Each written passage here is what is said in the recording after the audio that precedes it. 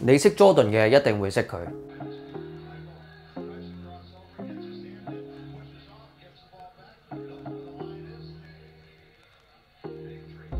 Penny 着過嘅鞋曾經風靡一時。Penny One, Nike Penny One, always gonna be near and dear to my heart because this is the first signature shoe that I had. Everybody remembers these shoes because this is what jump-started my career.其實有好多人咧都想 Nike 復刻 Penny 嘅鞋嘅。呢對鞋我着到 Air 都甩埋出嚟嘅。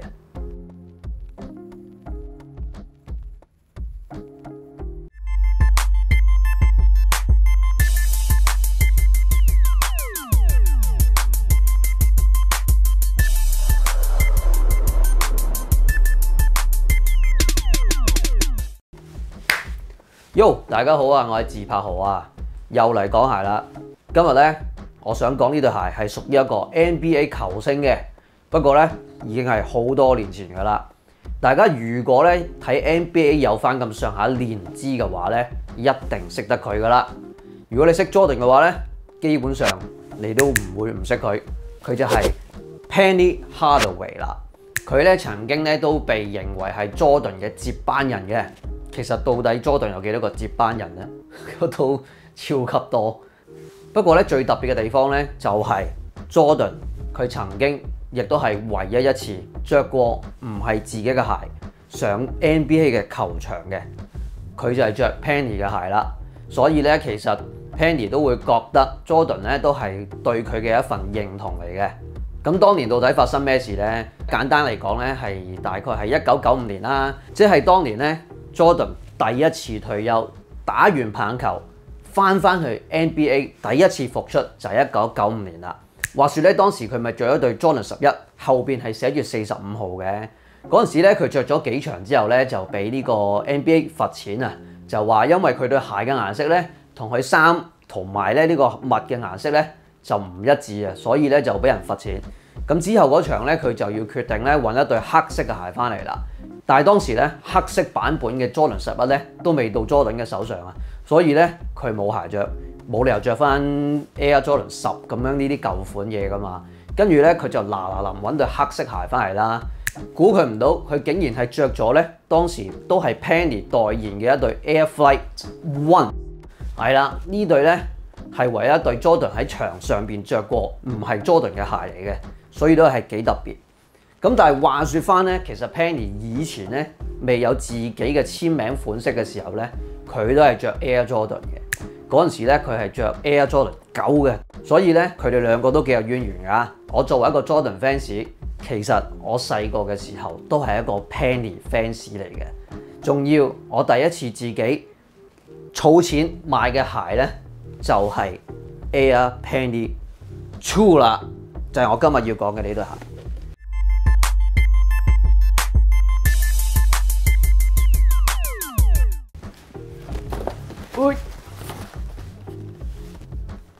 Air Penny 2 Atlantic Blue 冇錯啦，呢對鞋咧講起點解我會買咧？因為真係我一個當係一個童年回憶啦。頭先我講過，我係第一對買嘅鞋嚟嘅，攞出嚟一路睇一路講啊！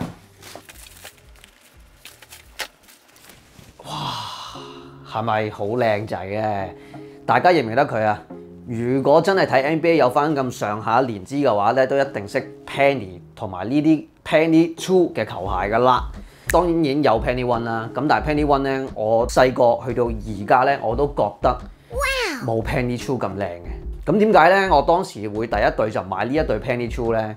頭先我咪講過話嗰個年代 Jordan 係着緊 Jordan 11嘅。嗰陣時咧，其實我係諗住儲錢買呢個 Air Jordan 11嘅。係買呢一個黑紅色，咁當時梗係唔係能夠原價入手啦，要買嘅咧都係炒價噶啦。咁嗰陣時咧儲錢，我記得咧我儲到1700蚊，咁諗住咧就去呢一個太子嘅聯合廣場度買噶啦。跟住點知咧，我發現到咧點解間鋪頭買嗰啲 Jordan 11全部都係差唔多2000蚊嘅？我見到最平嗰對咧其實都要1900蚊，咁但係咧我已經儲咗好耐啦。1700蚊咧，對於我嚟講已經儲到撲街。跟住咧，我嗰日出到去咧，其實一定要買對鞋走噶啦。如果唔係咧，我勁唔開心。所以咧，退而求其次，買唔到 Jordan 11，我就買一對 Air Penny 2翻屋企。嗰對鞋咧已經俾我着爛咗啦，咁啊抌咗啦，因為呢個 Air 已經爛咗。咁我嗰陣時咧其實冇而家咁多鞋，跟住咧呢對鞋咧我又着出街，又着去打波，跟住咧呢個鞋底你見到啦，佢個呢個 Air Max 嗰個呢個咁嘅氣墊底咧，同呢一個咁樣嘅大底咧，其實中間呢個位置係好薄嘅啫。咁我着到咧呢個位都蝕晒㗎啦，着到呢個位咧成個底都唔見咗，跟住呢個 Air 咧係甩得出嚟嘅。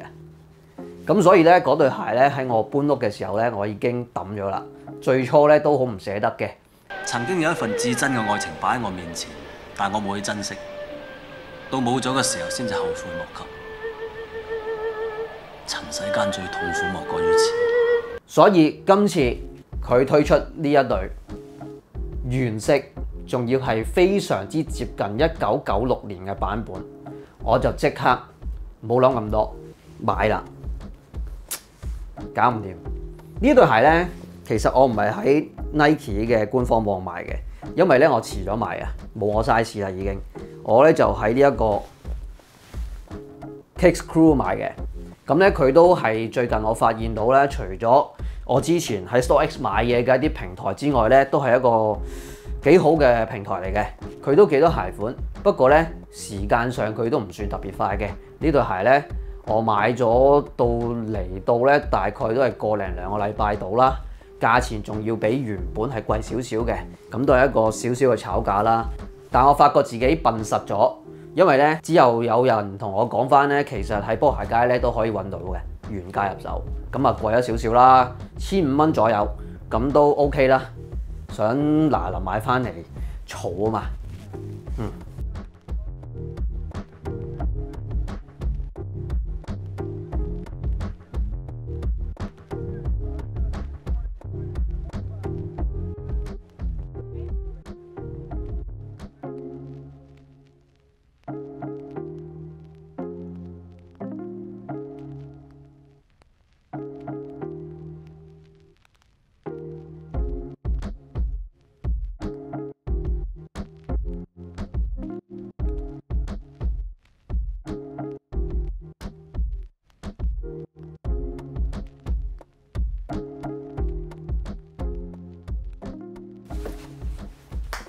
嗱，講翻呢對 Air Penny 2，呢對鞋咧特別嘅地方咧就係咧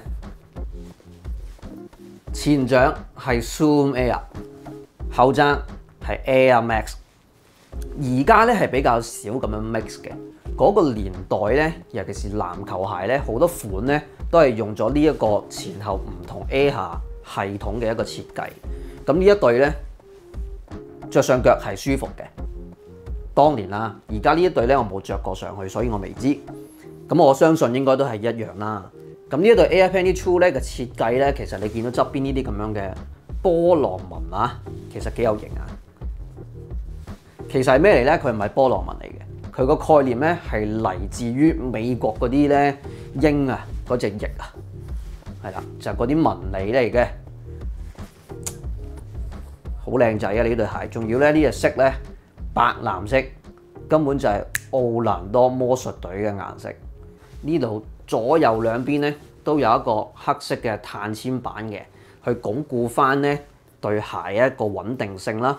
咁着上去咧，尤其是打籃球咧，譬如你做 point guard 嗰啲咧，成日啜咁樣咧，佢咧就會比較可以保護到你嘅腳多啲啦。其實咁多年嚟啊，由 OG 推出1996年到而家啦，其實20幾年嚟咧，只係復刻過3次，呢次就係第3次。第一次咧就喺2009年，第二次咧就係2016年。咁但係咧，以 Nike 嘅慣例咧，佢嘅復刻永遠都唔會原汁原味嘅。但係我就好想揾翻 OG 嗰個版本。呢一對咧，其實係3次復刻以嚟咧最接近1996年嗰個 OG 版嘅啦。如果大家有留意 Air Penny 2嘅話咧，其實以往嘅復刻，無論係 OG 顏色都好啦，或者其他怪色都好啦，佢總係有啲嘢咧係好唔同嘅。最明顯嘅分別咧就係鞋領側邊呢一個啊腳眼呢個位置咧 ，OG 1996年推出嘅時候，你會見到 Penny 咧着嗰對球員版咧呢一度係一字 logo 嚟嘅，後邊咧就係 Nike 一剔嚟嘅。咁但係當時96年咧，你喺街買得到嗰對 OG 版咧，即係市場版本啊，就係調轉嘅。呢度咧就係 Nike Tech， 呢一度咧就係 One Sense 係啦，一字 logo。我當年1996年買咧就係嗰款嚟㗎啦。喺2009年嘅時候嘅復刻咧，其實嗰陣時都俾人譽為係一個比較接近1996年版個 OG 嗰個款式嚟嘅。基本上咧對鞋係一樣嘅，我睇翻。但係咧，佢最唔同咧就係個鞋舌呢個部分啦。如果大家去揾翻一啲舊相比較就知道啦。呢一個咧係近似1996年 OG 嗰個做法嘅，個白色嘅部分係比較多啲嘅。09年嗰個設計咧，呢一度咧個白色位好少嘅，藍色呢一個側邊呢個部分咧係上埋嚟呢一度嘅。咁所以咧，如果你真係好追求個 OG 感覺嘅話咧，09年嗰個感覺係爭啲嘅。2016年嗰個版本咧，鞋舌就跟翻96年一樣啦。咁但係咧側邊腳眼位就變咗係 Penny 落場嘅時候咧係一字，唔係 Nike Tech。但係抵死嘅地方咧，後邊咧佢又唔係用翻一 Tech 喎，佢係用翻咧一樣都係一字，即係呢度係有一字，呢度又係一字，所以咧又唔係 OG 嗰個版本。好啦，跟住去到今年2023年。聞說咧最初話咧有雜誌講過咧，其實係會推出 Penny Hardaway 當年着落場嗰個落場版嘅，即係呢度咧係一字，後邊就係一剔嘅。點知又唔係，最尾推出咧佢就係當年1996年街買到嘅版本。呢度係一剔，呢度咧就係一字。阿媽係咪好亂啊？但係咧，如果你中意 Penny 嘅話咧，其實一定會留意到佢嘅分別係乜嘢。咁我咧咁多年嚟咧，就係想追求翻我當年咧1996年買嗰個版本。呢一對基本上係99% 一樣啊，所以咧我就入手啦。點解係99% 一樣唔係100% 咧？我都話啦 ，Nike 其實真係唔會推出完全一樣嘅鞋款嘅。頂佢個肺咧，呢度。最唔同嘅地方，唔知大家留唔留意到啦。唯一一個地方咧就係呢個抽繩鞋舌呢個抽繩。當年咧96年嗰個 OG 版咧，佢都係有 pattern 嘅，不過黑色嘅比例係佔得多啲，所以 overall 咧望上去咧佢係會黑色嘅。而呢一款咧就係藍色嘅比例多啲，所以咧你望上去咧呢條帶係藍色嘅。呢度咧係唯一我揾到同96年版本咧嘅分別，但係咧佢真係99% 一樣，終於可以買到翻一個童年回憶翻嚟，好開心。好啦，不如講咁耐，睇多少少細節啦。除咗頭先講過咧呢啲咁嘅紋理啊，同埋碳纖板之外咧，呢對鞋我覺得最靚嘅地方咧就係頭先講過啦，呢一個咧腳眼位呢一剔嘅部分咧，其實係一個3M 反光嚟嘅。呢邊係剔啦，後踭咧就係 One Sense logo。呢度咧有一個膠嘅細節，上邊都有剔喺度嘅，靚仔。跟住咧最特別嘅地方咧，半路嘅 Air Max 入邊咧仲有少少 pattern 嘅。頭先 show 過俾大家睇啦，鞋底呢個位咧，你裝入去咧係見到 One Sense 嘅 logo 嘅。鞋底咧就係全藍色底，加啲白色嘅掌紋啦。呢度咧就寫住 Air 嘅，前邊呢度咧都有一個 Air 潦草字，跟住咧成對鞋咧，除咗呢個藍色、白色之外咧，其實仲有少少呢啲3M 反光線條嘅細節啊，咁着上去咧係靚仔，好有流線型嘅一對鞋嚟嘅，好中意啊！但係我覺得咧質地上咧同我當年買咧係有啲唔同嘅，但我講唔出有咩唔同。做工咧都冇以前咁好啦。以前咧呢啲咁樣嘅波浪紋上邊咧係冇咁多水口位嘅，而家係勁多咯。Nike 啲做工越嚟越差，當時係靚仔好多嘅。呢對鞋買咩尺碼咧？呢對咧雖然我冇着過落街，但我都試穿過嘅。同當年個感覺差唔多。呢一對咧買自己原碼都 OK 啦。我自己平時着 US9咧，呢對都係買翻 US9就 OK 啦。但係咧，如果本身咧你個腳掌係厚啲嘅話咧，我建議買嚟半號，因為咧我自己買翻原碼咧，佢係叫做啱啱好啦。我習慣唔係着得好鬆嗰啲人嚟嘅。如果你腳掌比較厚嘅話咧，建議都係買翻大半號會好啲啦。佢嘅長度係冇問題嘅，不過呢個位咧輕輕係比較包腳啲，所以大家要買嘅話咧就留意啦。好，今日分享呢對 Air Jordan， 成日講 AJ， 今日分享呢一對 Air Penny 2就係咁多，係咁先。記得 CLS comment like 同埋 share， 撳埋隔離嗰個小鈴鐺。如果我有新嘅開箱片，你就第一時間知道啦。如果想大力支持下嘅話咧，呢度有 PayMe， 嗰度又有 Superfans， 自己搞啦。話埋俾呢個 friend聽，今日自拍號係講呢對 Air Penny 2 Atlantic Blue OG 顏色，超正。揾兒時回憶嘅話，呢度有啦。好，係咁先，下次見，拜。